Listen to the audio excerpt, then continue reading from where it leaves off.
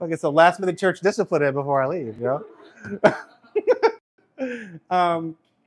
But my point is, if you mix that word that you've heard with faith, there's plenty there to feed you, to stir you, to remind you of what you've been taught. And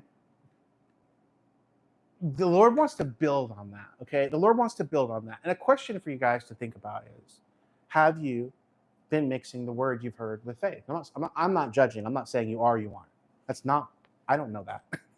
I'm asking you to know that. I'm asking you to know that. Have you gotten in the habit of just attending church, whether it's here or going to another church? And y'all better go to church, by the way. I don't want to get on nobody's backside, but listen. If it's been 2 years and you haven't learned from the word that you need to be in church somewhere. Anyway, do an inventory. Do an inventory of your heart.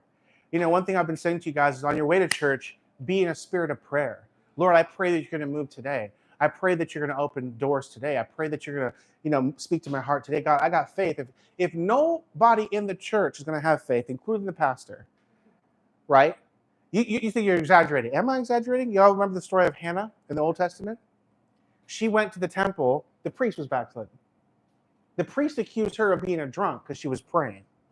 And, she was kind of like quietly talking to God so quietly, you couldn't see that she was talking. She thought she was drunk, Everybody in the church is cold and backslidden but Hannah. But she had faith and changed the nation, by the way. Got a word from the preacher, even though the preacher wasn't in the spirit. How about that?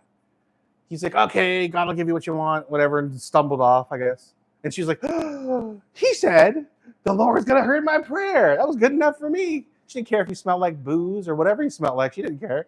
Not that that's okay. I'm just making a point. All right?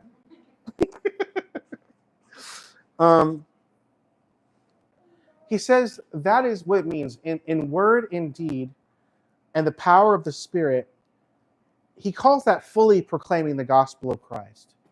He calls that fully proclaiming the gospel of Christ.